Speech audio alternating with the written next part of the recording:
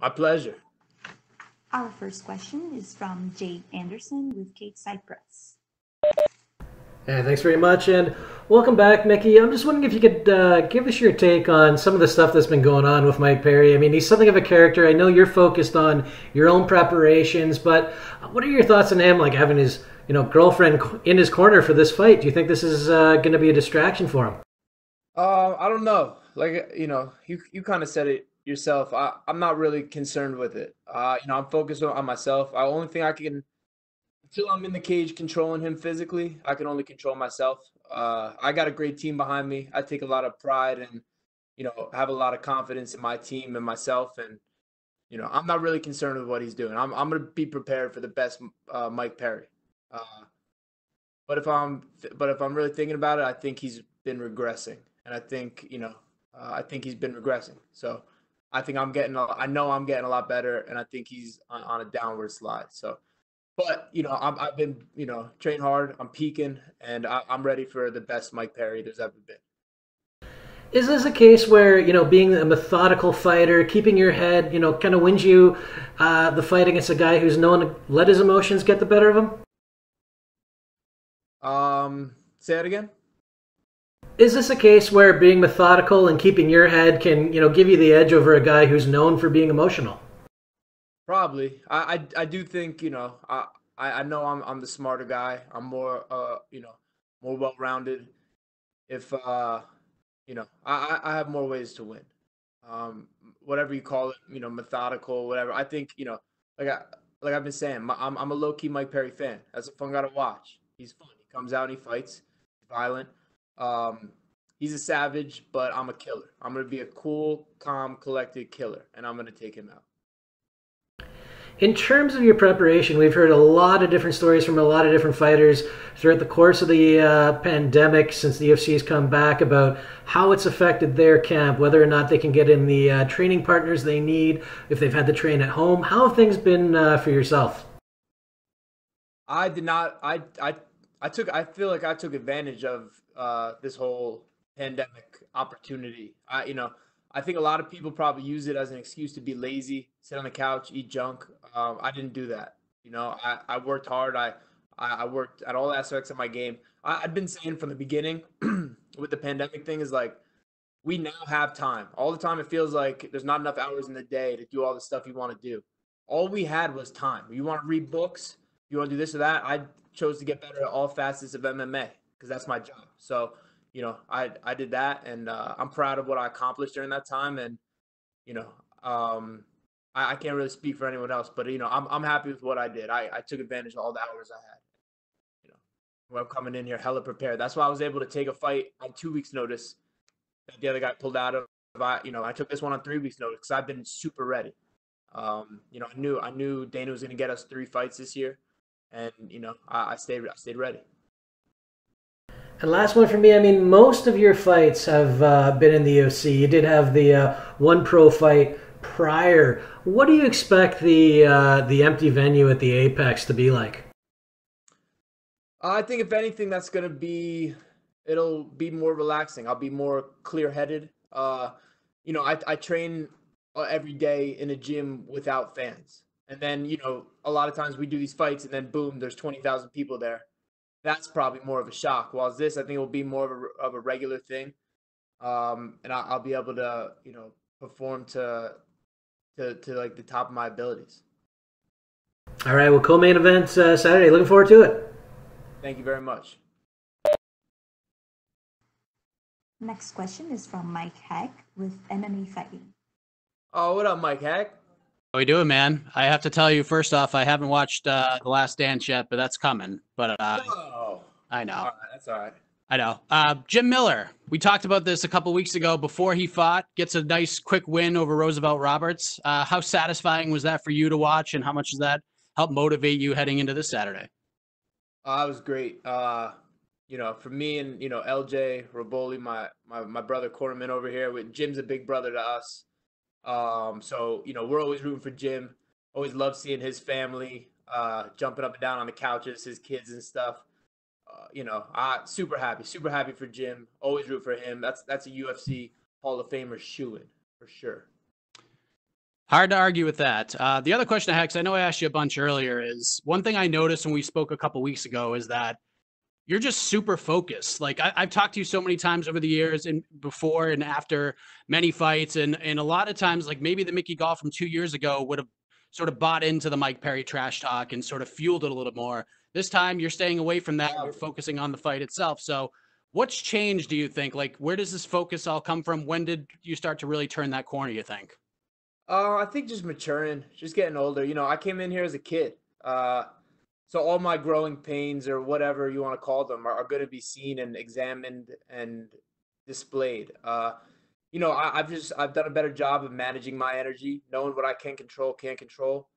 Um, yeah, I think just just getting older, just understanding like who I am and what's important. And I do I feel great. You know, I've been just getting better at this, man. Like the first time you guys saw me, you guys saw my first pro fight. You guys saw my second pro fight in the UFC, and I'm just getting better as I go, and I'm only gonna keep getting better. And then last thing for me, you've had a couple of fights booked that have fallen apart, some big names. You get another pretty big name in Mike Perry. It's been 10 months or so since we last seen you. How does it feel to actually be here in a fight week since it's been so long for you? Brother, I'm happy. I'm happy. There's nowhere I'd rather be. If Mike gets COVID, I still want to fight him. I don't give a fuck. Like I want this so bad. I'm living my dream. I'm the UFC co-main event again. Like, let's go. Thanks, Mickey. Good talk with you as always, and all the best on Saturday, brother. Thanks, brother. Always good talking to you. Next question is from Danny Segura with MMA Junkie. Mickey, you said there that you're a low key Mike Perry fan. When this bout came across your table, what was your initial thought on fighting Perry? I thought, man, it's about time. I'd mentioned this fight to Sean Shelby for over a year. We love the fight. We love the fight. And now that it's finally come to fruition, we're happy. It's right. Get to work. We've been kind of. I've had a feeling this is going to be coming. So in time. So I've been preparing. You could ask people. I'm like, I bet I fight this dude in the next year or whenever. I said that like a year ago, and I'm just happy it's happening. Like I said, yeah, I am a low key fan of him. He brings it, comes in there, fights. That's exactly what I want. Like I can't wait. I can't wait. I can't wait for it. I love my hand. We pretty much know what his hand is, and we're ready. I'm ready to lay the hands down, let the chips roll. Yeah, and I guess why have you been asking for this match for such a long time? Is there something specifically that you see in it that attracts you more than other matchups? Yeah, yeah. I mean, there's a lot. There's a lot. In his game, and also just what I like what the kid brings to the table. I like he's a fun, violent dude. It's gonna be a fun fight, and I want to put my kill shit up against his kill shit, and I'm very confident that I come out on top.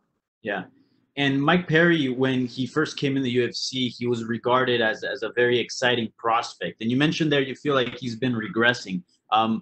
I guess when did you start to get that feeling that he's regressing, and what have you seen in his game that you feel like he's sort of taken a step back?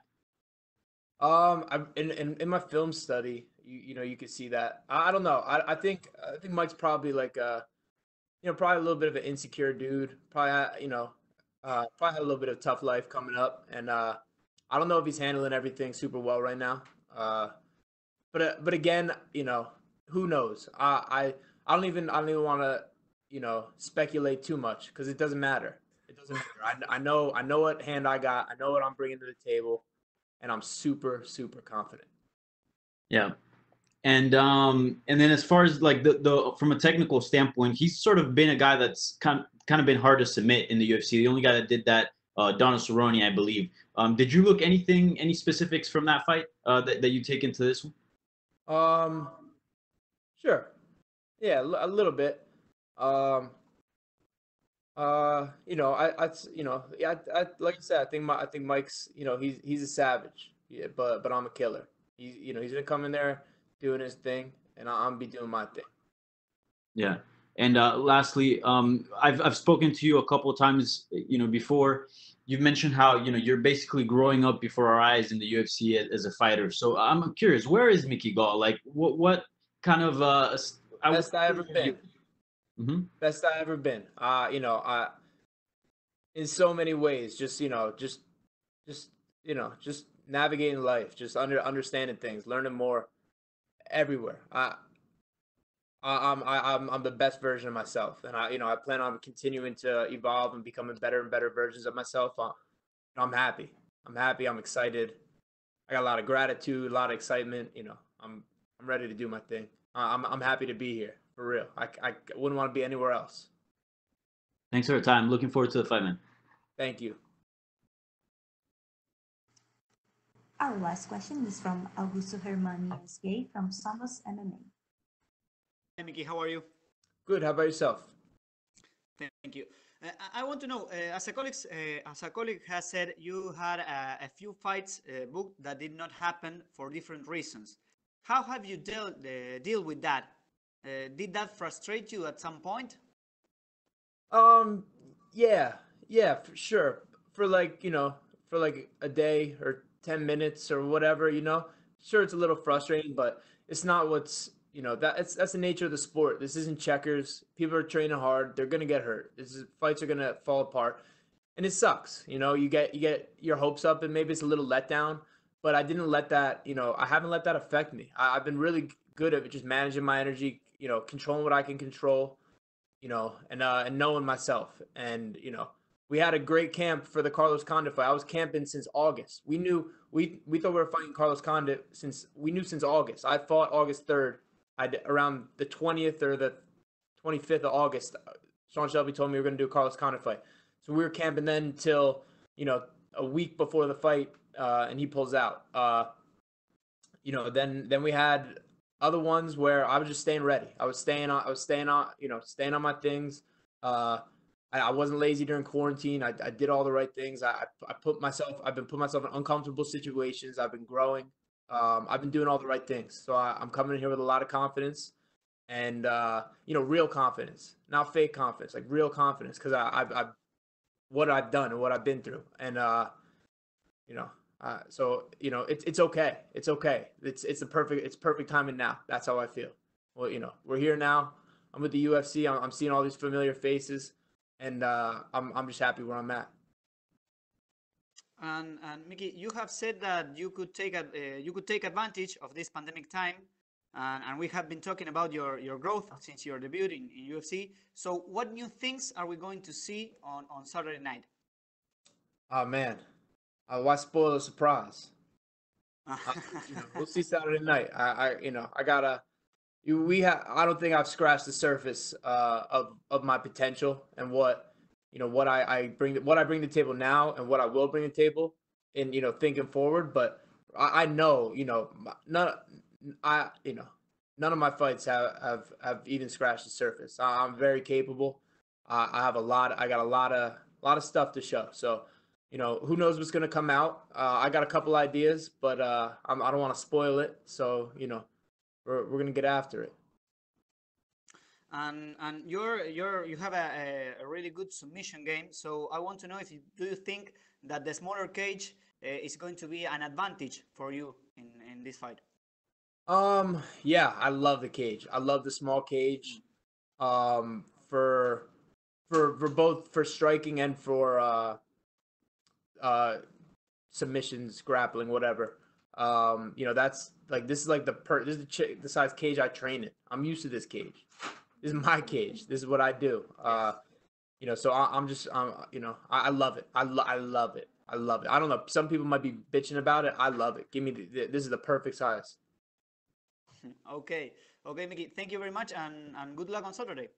Thank you, my friend. That's all we have for you today, Mickey. Thank you. Thank you.